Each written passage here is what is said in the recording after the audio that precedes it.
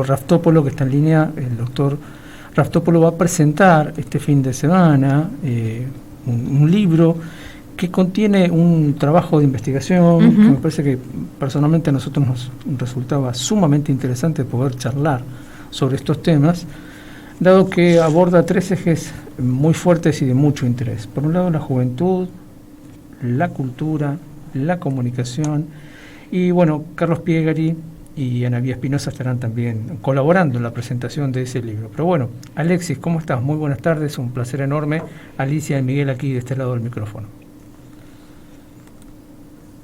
Hola. A toda la audiencia ahí del programa de Otro Aire, un gusto estar con ustedes. Gracias por el espacio, por la comunicación.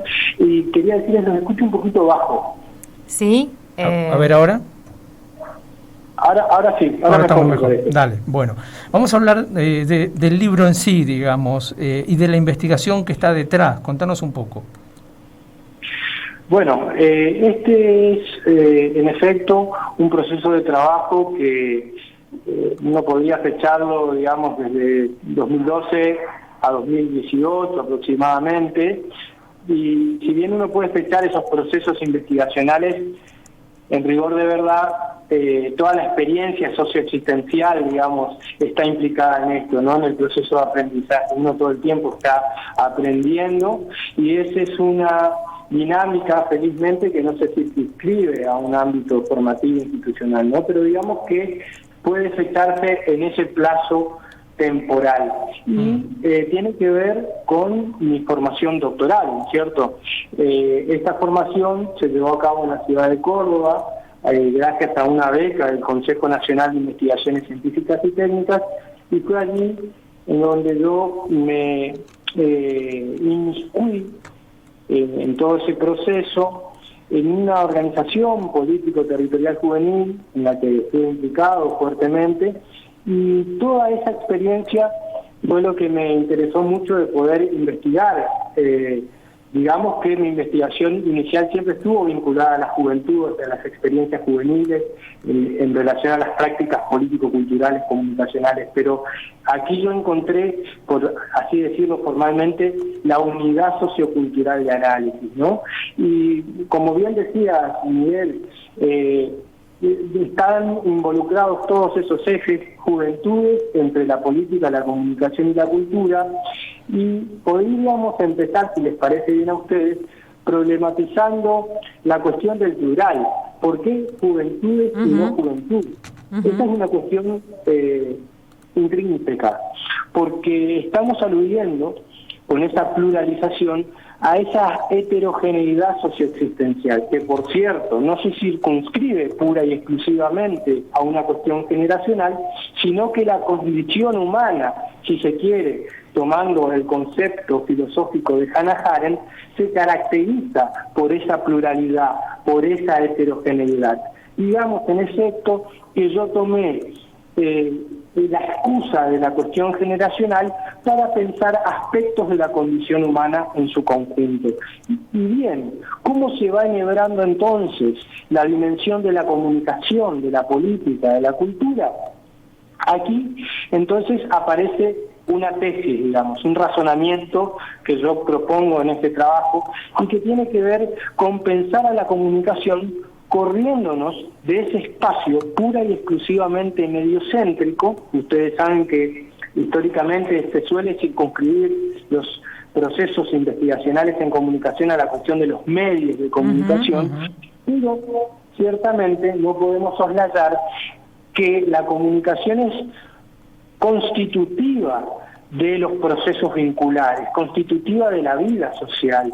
Entonces justamente lo que intento hacer es pensar ese desafío de la construcción del lazo social, y ahí lo que yo propongo es que la comunicación resulta fundamental en el camino de la construcción sociopolítica, porque a la vez que es insoslayable en cuanto a la construcción de los vínculos, y ahí hay que pensar que en esa construcción vincular hay que no perder de vista las tensiones, las conflictividades, etcétera, a la vez que es necesaria, es la piedra angular de la construcción del lazo social, permite la prefiguración de sentidos, y esa construcción de sentidos puede dar lugar a procesos de politicidad. En efecto, estamos diciendo que la dimensión de lo político y la política está indisociablemente ligada a la cuestión comunicacional, ¿sí? Y acá la política yo la pienso en términos dusselianos, en cuanto a la voluntad de vivir, la voluntad de vida, es decir, no la circunscribo pura y exclusivamente a una cuestión partidaria, sino también pensándola como una dimensión fundamental de lo humano, de la experiencia social humana, ¿sí? La política al servicio de la dignificación de las condiciones de vida. Y aquí, por supuesto, se enhebra la dimensión de lo simbólico, la dimensión de la construcción de sentido, esa partitura invisible que es la cultura. Y podríamos pluralizar también estas dimensiones, ¿sí? Porque no hay una sola forma de pensar la comunicación, de pensar la política y la cultura. Alexis, y esto que vos planteás, en esa experiencia concreta que hiciste vos, en ese trabajo de investigación, ¿qué aparece ahí? ¿Cómo aparece ahí? Bien, es interesante esa pregunta y de ahí la casuística, el caso en concreto, porque esta experiencia vincular, de construcción vincular, se va dando en relación con otros sujetos sociales, con familias de territorios concretos, de barrios concretos de la ciudad de Córdoba. Los integrantes de esta organización también tienen sus trayectorias biográficas, experienciales, educativas, mayormente han sido estudiantes. Digo han sido porque esta organización que surge en 2005, en 2012, 2013, empieza a experimentar procesos de articulación con otras organizaciones, hasta que en 2017, 2018 termina en una fusión con otra organización. Pero lo que quiero dejar en claro, más allá de la trayectoria en sí de la organización, que no es menor, y ahí yo hago también un planteo interpretativo, porque uno puede pensar la trayectoria de esta organización pensando también en la trayectoria de los sujetos sociales, en esa cuestión de la permanente búsqueda de lo humano y de lo social, ¿no? Uno todo el tiempo está en una situación de carencia, en ese proceso de articulaciones, de construcción, uno se va también construyendo como sujeto.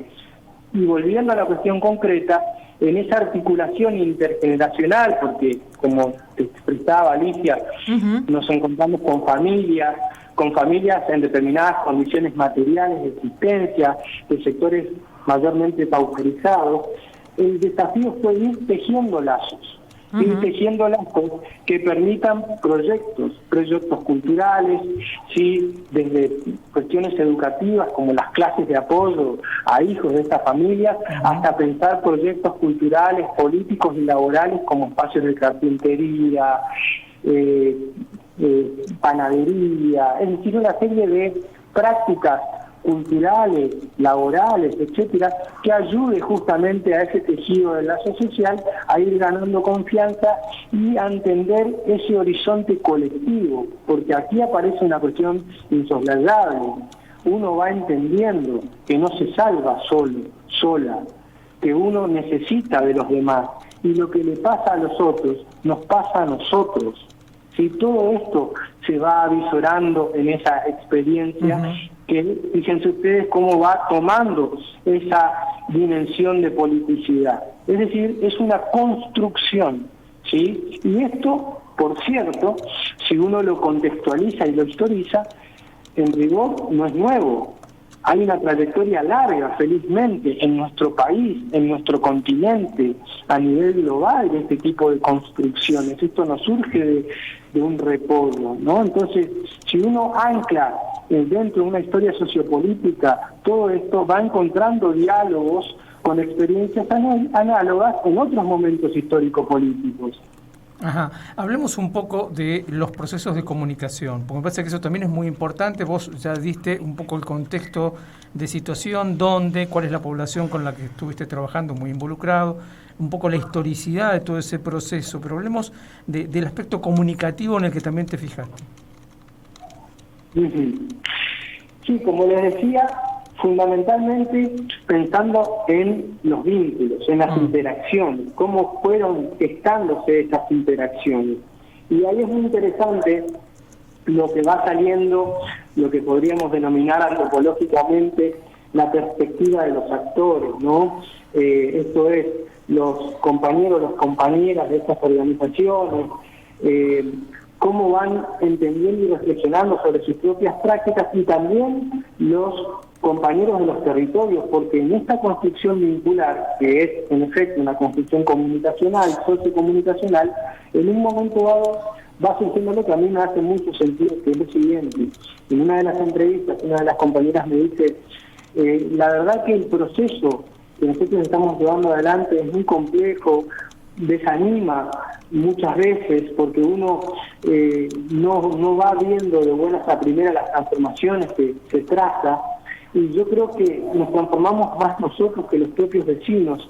Y la verdad, el otro día una compañera me decía que ciertamente no podemos decirles vecinos, porque son compañeros nuestros, son compañeros de los territorios, de los barrios.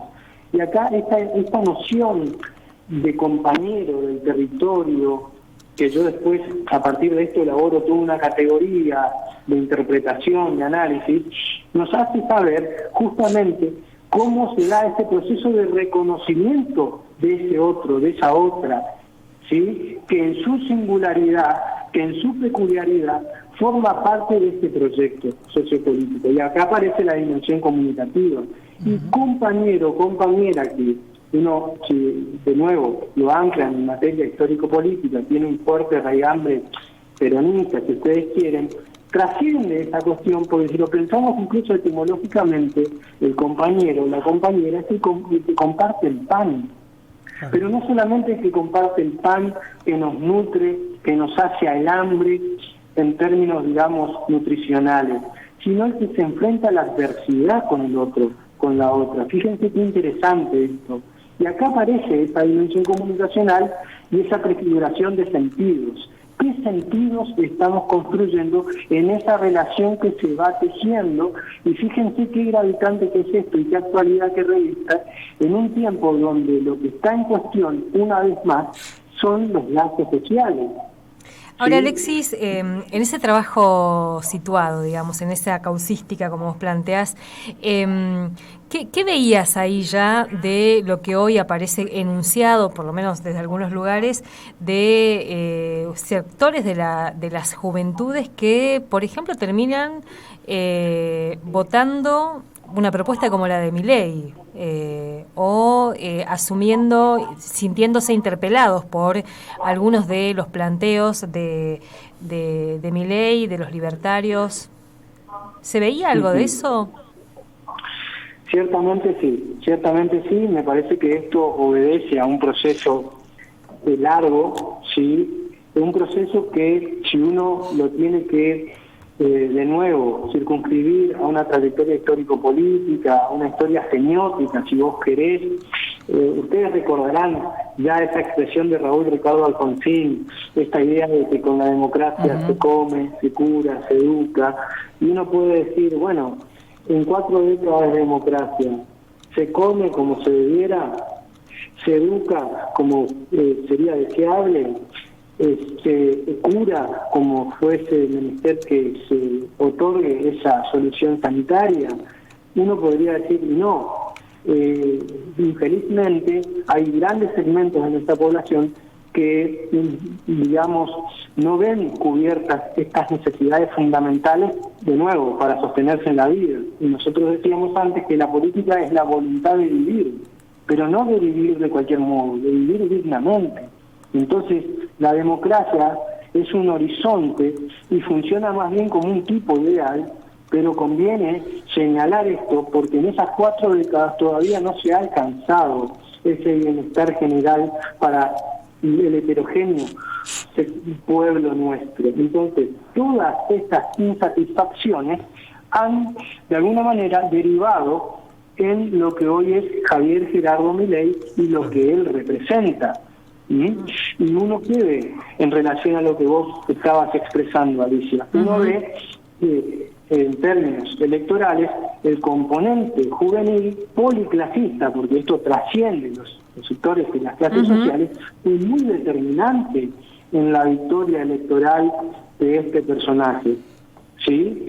Ahora, las encuestas más o menos recientes nos están haciendo saber que esta confianza se va desmoronando, y Alejandro Horowitz, que es un cientista social que yo sigo mucho, él que se usa peleó la con metáfora nosotros del helado derritiéndose en la parrilla. Claro. Está claro que el helado se va a derretir en algún momento u otro. Lo que no está del todo claro es cuánto tiempo va a tardar en que ese helado se derrita. Entiéndase el helado como la población en su heterogeneidad y la situación de pauperidad que estamos atravesando grandes sectores de la población. ¿Sí? Entonces, en relación a tu pregunta, uno que veía que sectores pauperizados, mayormente, que eran los sectores, insisto que en todo momento hay siempre heterogeneidad, pero uno en términos generales, ¿qué veía? Y veía que en muchos casos eran proclives a un voto hacia la derecha, ¿sí? Un voto hacia propuesta republicana en ese momento, por ejemplo, ¿sí? ¿Y esto por qué? ¿Cómo podríamos leer esto?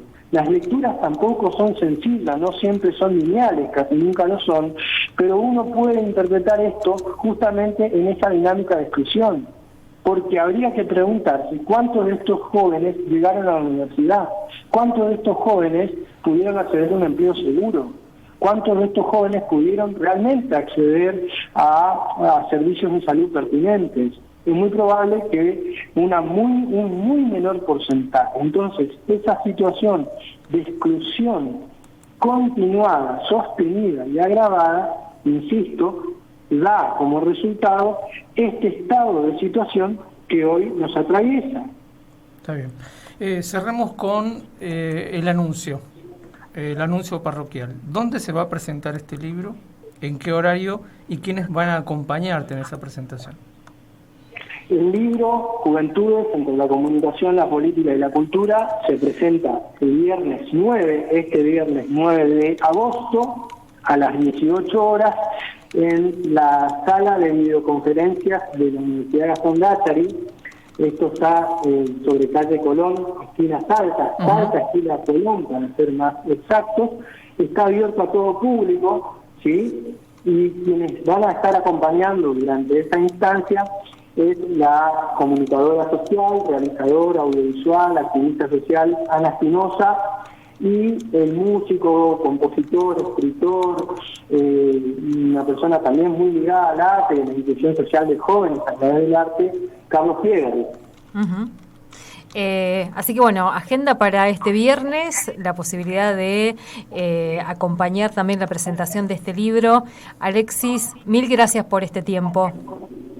No, muchísimas gracias a ustedes, Alicia, Miguel, como siempre, por este espacio, y gracias también por el proyecto radiofónico que ustedes encabezan, que llevan adelante. Yo lo sigo siempre, casi siempre en mi periodo, por ahí, porque no los puedo seguir por razones por ahí laborales u otras, pero siempre me sumo a los fragmentos que van subiendo en YouTube, las entrevistas, el análisis, toda esa polifonía que van generando, que me parece que en este contexto de adversidad ciertamente es muy necesario para pensar. Muchas gracias. Un abrazo. Muy generoso, además. Muchas gracias, Alexis.